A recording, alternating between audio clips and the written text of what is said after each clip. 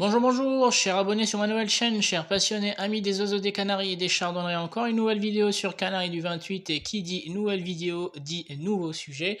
Aujourd'hui, nous allons juste revenir en fait sur le sujet des mutations chez les chardonnerets. En fait, on a déjà abordé ce sujet-là dans les détails avec 3 vidéos spécifiques, une dédiée aux mutations liées au sexe, la deuxième dédiée aux mutations récessives et je pense qu'il y avait une troisième vidéo où elle était dans la même vidéo que la récessive qui traitait les mutations dominantes. Le problème, c'est qu'on n'est pas rentré assez dans le détail, donc on avait un peu défini rapidement ces mutations-là et leur mode de transmission. Par contre, on n'avait pas donné apparemment assez d'exemples. Et donc, du coup, j'ai été relancé par des amis du groupe Facebook et aussi par des abonnés, des non-abonnés, il y a un certain moment par messagerie. Et je leur avais promis de revenir sur ce sujet-là. Donc, je recadre, je vais devoir enlever en fait cette partie-là parce que j'aurai besoin du tableau. Donc, cette fois-ci, j'ai pris le tableau en largeur. Et je suis plus dans la salle de l'élevage parce que les oiseaux chantent trop. Donc du coup, ça risque d'impacter la qualité du son. Donc du coup, voilà, je recadre cette chaîne-là avant d'enlever le petit post-it. En Canaries du 28. Je remercie aussi les nouveaux abonnés. Hop. Voilà, ça c'est fait. Donc du coup, on va démarrer. Donc les mutations chez les chardonnerets sont réparties en fait en 3 catégories. Donc la première catégorie, ce sont les mutations liées au sexe. Quand on dit mutation liée au sexe, ça veut dire la mutation ne se porte que sur le X. Le X, c'est le chromosome sexuel. Le X, je vous invite à retourner voir la vidéo du sexage où je vous ai montré scientifiquement ce qui se cache derrière les techniques de sexage et comment on obtient en fait une appellation de mâle XX et une appellation de femelle XY, sans parler de mutation. Donc un mâle chez les oiseaux, on l'appelle XX, scientifiquement dans les règles de la mutation, les règles mendéliennes. Et une femelle, on l'appelle XY. Ce sont 2 chromosomes qui vont définir le sexe. Quand le chromosome sexuel se retrouve 2 fois chez l'individu, c'est que c'est un mâle. Comme le X, il est 2 fois ici, c'est que c'est un mâle. Quand le X se retrouve une fois dans l'ADN de la femelle, dans le noyau de la cellule, c'est que c'est une femelle. Donc je vous invite à pour mieux comprendre en fait le sexage et la notion du XX pour les mâles et XY pour les femelles, je vous invite à retourner voir une vidéo qui a été dédiée uniquement pour le sexage. Donc maintenant, ce qu'il faut avoir comme prérequis pour les mutations, tout d'abord, c'est comprendre qu'un mâle, ça s'écrit XX, donc c'est le chromosome sexuel, c'est pour ça qu'on les appelle les mutations liées au sexe. Donc ça se porte que sur le X, ça ne se porte pas sur le Y. Donc, les mutations liées au sexe, je vous ai listé ici toutes les mutations liées au sexe. Donc, il y a l'agate, il y a le pastel, il y a le brun, il y a l'isabelle, il y a l'humo. Normalement, l'agate et l'humo, c'est la même mutation, mais bon, certains, ils maintiennent que l'humo, c'est une autre mutation, on va leur faire plaisir. L'humo, le satiné et le brun pastel. Donc, voici la liste des mutations qui sont liées au sexe. Ça veut dire ces mutations-là, cette liste de mutations ne se met que sur le X. Elle ne se met jamais sur le chromosome Y. Donc, ce qu'il faut savoir aussi, c'est qu'un mâle mutation, il faut absolument que les 2 X soient en mutation. Ça veut dire, si je veux un brun, c'est X brun, X brun. Si je veux un pastel, c'est X pastel, X pastel. C'est pour ça, un mâle mutation, c'est X mutation. X mutation, ça veut simplement dire que les 2 chromosomes, ils portent la mutation. Quand on n'a qu'un seul chromosome qui porte la mutation liée au sexe, parmi ces mutations-là, en fait, ça s'appelle un porteur, un mâle porteur. Ça veut dire le premier X, il ne porte pas cette mutation-là, il est classique, par exemple, mais par contre, le deuxième chromosome, il porte le brun, il porte l'isabelle, il porte le satiné, ça veut dire c'est un mâle porteur. Il peut être d'une autre mutation, ou classique, mais porteur de cette mutation qui nous intéresse. Donc, vous voyez la différence, rien qu'en les mâles qui sont 100% mutation, ils ont les 2 chromosomes en mutation. Les mâles qui sont simplement porteurs de la mutation qui nous intéresse et qu'elle est bien sûr liée au sexe, il faut que ça soit dans cette liste-là, il ne faut pas que ça soit dans les autres mutations. En fait, elle est portée uniquement sur un seul X. Maintenant, on va passer à la femelle. La femelle, comme on a vu, elle s'appelle XY.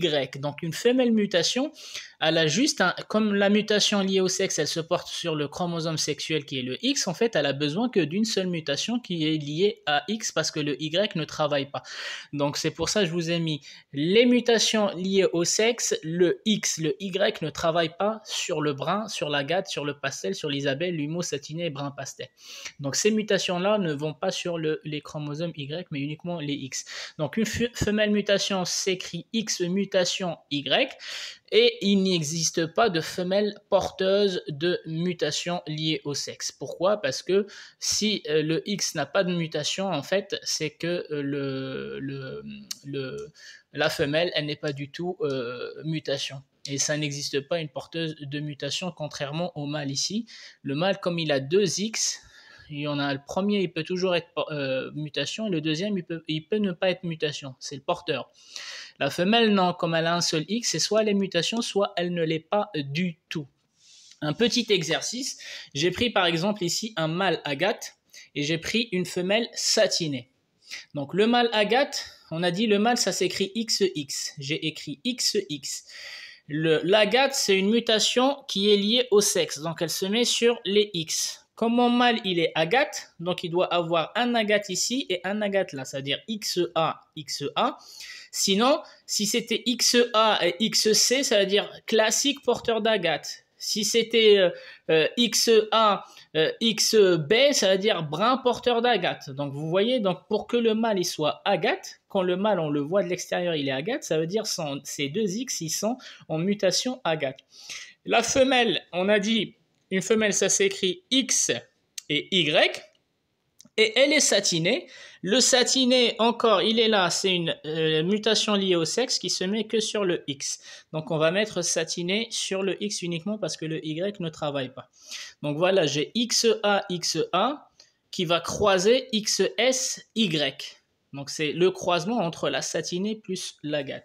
Donc on va faire une simple règle de distribution. Ce chromosome-là, on va le distribuer sur ce chromosome-là. Et la même chose, on va le distribuer sur ce chromosome-là.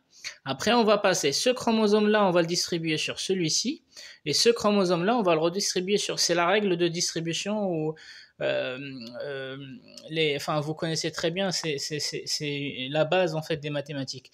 Donc du coup, XA fois XS, ça donne XA, XS, plus XA, Y, XA, Y, plus XA, XS, XA, XS, plus XA, Y. XA, Y. Donc, ce qu'on va remarquer, donc ça, ce sont les enfants, la probabilité des enfants.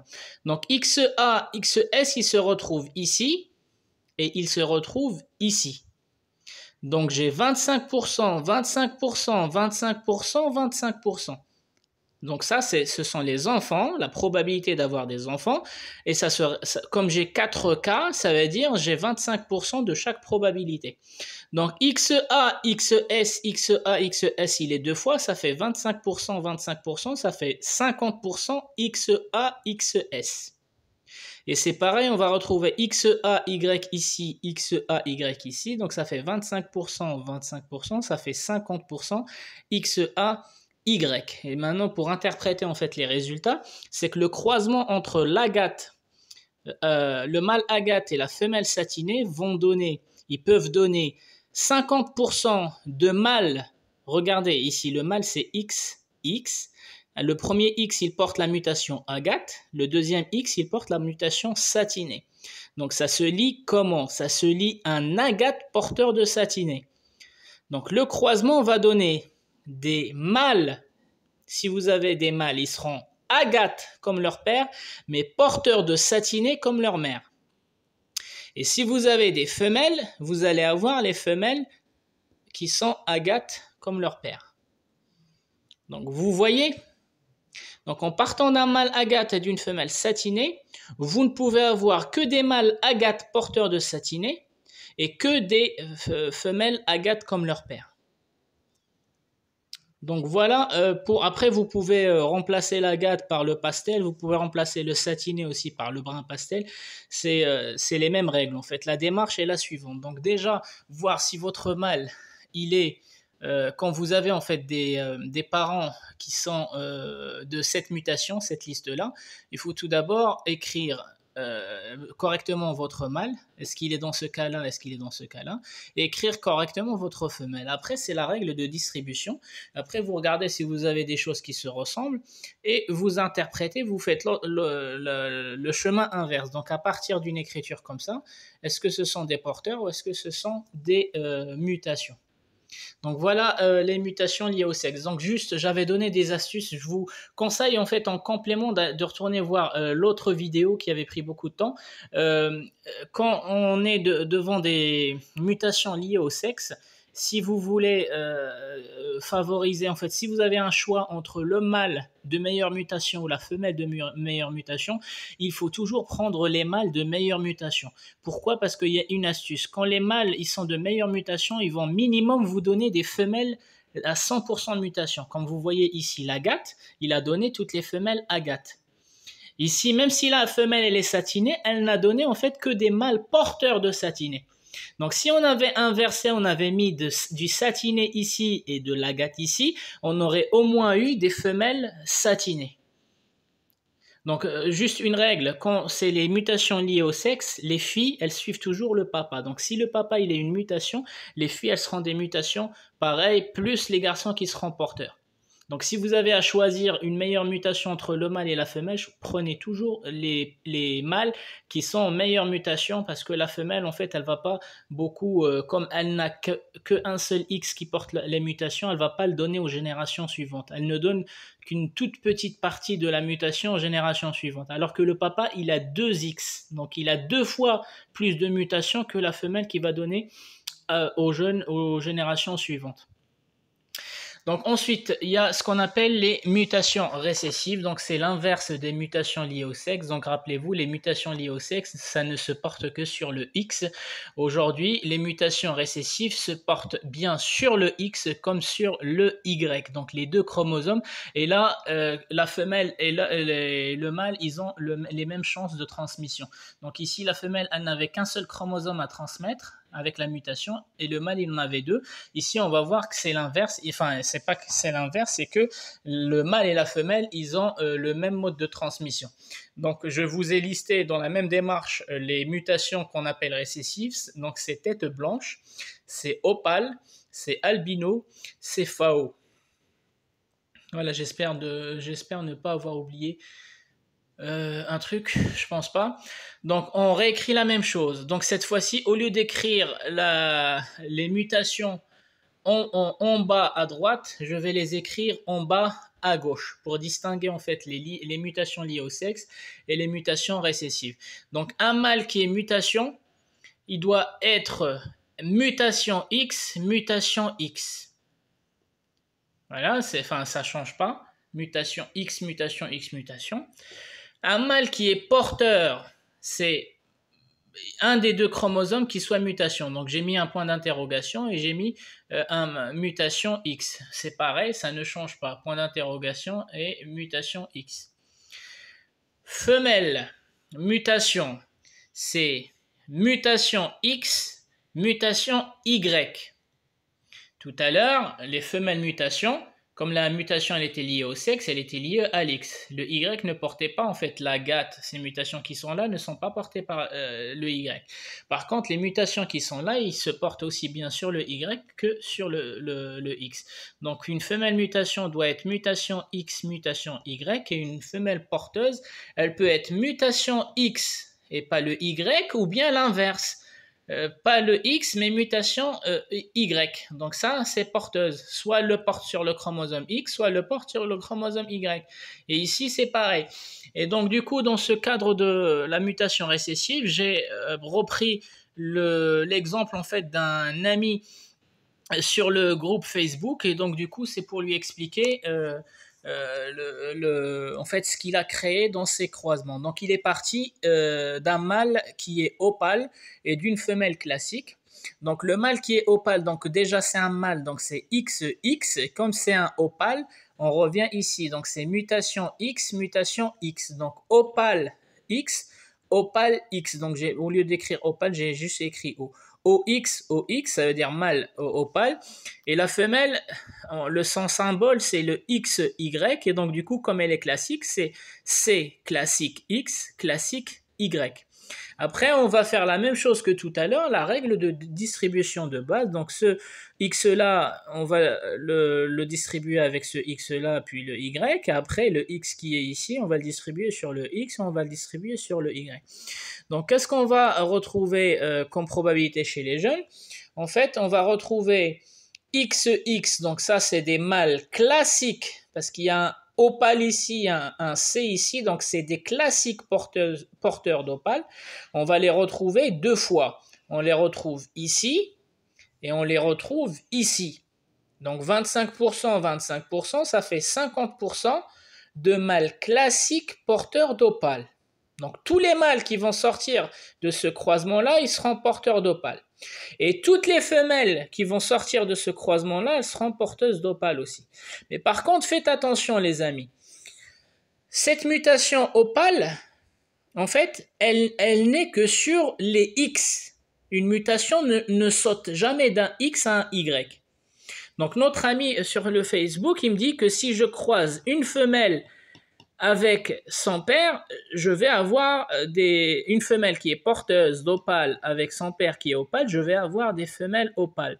Non mon ami, parce que pour avoir des femelles opales, il faut mettre la main sur une porteuse d'opale, mais sur le chromosome Y, pas X.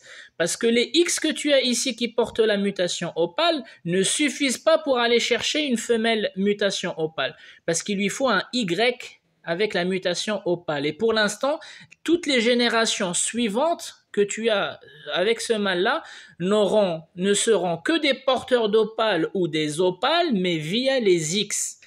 Parce qu'il n'y a pas, en fait, tu n'as pas introduit un porteur ou une mutation qui contient un opale sur le Y. Donc ton raisonnement, il est bien sur les mutations liées au sexe. Tu croises les filles avec le père pour avoir des filles porteuses avec le père mutation pour avoir des filles mutations, mais ça ne marche pas sur les mutations récessives. Ça ne marcherait que si tu avais par exemple la mutation sur le Y, parce que c'est le Y qui représente en fait la femelle. Donc le X, tu l'as. Comme la femelle, elle s'appelle XY, le X, tu as déjà la mutation dessus que tu es en train de distribuer. Par contre, ce qui te manque, c'est un Y avec la mutation opale. Donc, tu es obligé de faire rentrer minimum une femelle porteuse d'opale avec le Y qui porte l'opale, pas le X.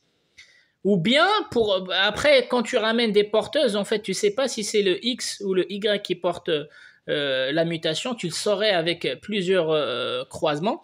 Mais si tu es pressé, ne te prends pas la tête pour chercher une porteuse d'opale, prends directement une opale.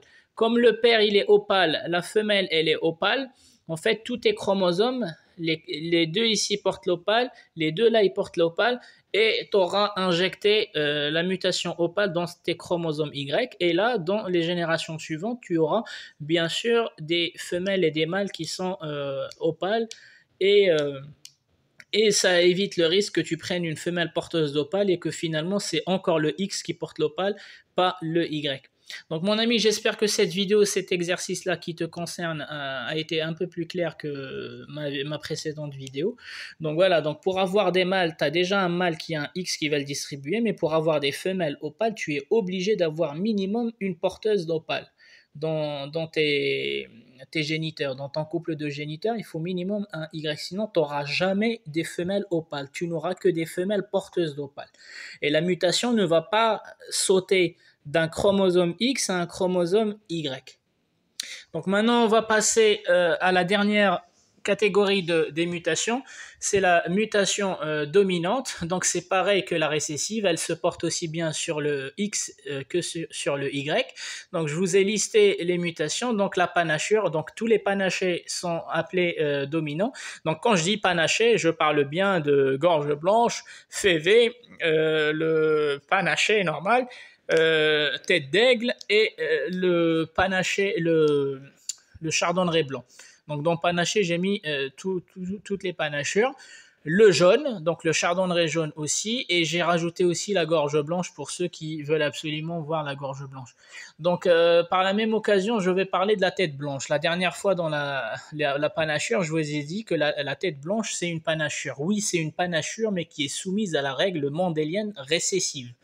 C'est pas le même mode de transmission. La tête blanche, c'est bien une tache de panachure, mais qui se transmet aux jeunes via l'équation récessive. Ici, on parle des autres panachés que la tête blanche qui se transmettent via l'équation dominante. Ce sont deux équations dominantes. Même si la tache, c'est la même, il y a une tache derrière la calotte qui va cacher la calotte et d'autres taches ailleurs du corps, mais le mode de transmission n'est pas le même. Donc juste pour que ça soit clair pour tout le monde. Donc du coup, on va faire pareil. Donc panaché, jaune, gorge blanche, ce sont bien les mutations dominantes. Donc un mâle mutation, ce qu'il faut savoir en fait, c'est que dans les dominantes, il y a deux types d'appellations. On va le voir. Donc il y a un mâle mutation. Le mâle mutation, il est à simple facteur. Ça veut dire dans l'un des deux chromosomes, il y a une seule mutation. Ça veut dire il a qu'un seul jaune, par exemple. Sur les deux chromosomes ici, il n'y a qu'un qui est jaune. Donc on appelle le simple facteur.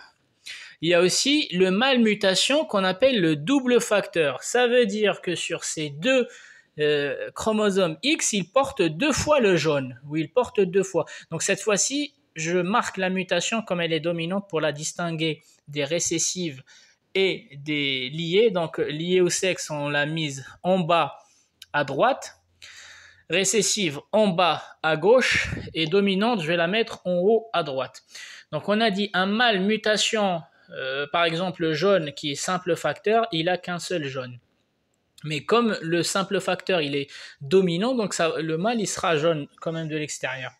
Le mâle mutation toujours, mais cette fois-ci en double facteur, ça veut dire il a deux fois le jaune. Ça veut dire le jaune qu'il a, la mutation qu'il a, il l'a deux fois. Mais le résultat, c'est le même. Ça se voit, le résultat extérieur sur l'oiseau, il sera quand même jaune dans les deux cas. Sauf que là, la force de la transmission de la mutation, elle est deux fois plus supérieure parce qu'il a deux chromosomes à distribuer avec cette mutation. Et ici, il n'a qu'un seul chromosome. Et c'est pareil, la femelle simple mutation, la mutation, elle peut être soit sur le X sans le Y, ou soit sur le Y sans le X. Ça, c'est le simple facteur. Et le double facteur, c'est quand pour le mâle, elle l'a sur le X et sur le Y. Donc maintenant, je vais faire un exemple. Donc j'ai pris un mâle qui est brun, jaune. Donc comme je vous ai dit, les mutations dominantes, elles se combinent très bien avec les mutations récessives et les mutations liées au sexe. Maintenant l'exercice, j'ai pris une combinaison avec la mutation liée au sexe et dominante. Donc j'ai pris du brun jaune, un mâle brun jaune. Donc le brun jaune c'est X brun, et le jaune, j'ai pris un simple facteur. J'ai pas pris un double facteur. J'ai pas pris les deux chromosomes, ils ont le jaune. J'ai pris qu'un seul chromosome qui a le jaune, mais il sera quand même brun et jaune de l'extérieur. Et j'ai pris une femelle qui est brune pastel. Donc brun pastel, c'est lié au sexe. Donc c'est ce que j'ai mis, X brun pastel en bas à droite, Y. Donc ce Y là, il porte rien.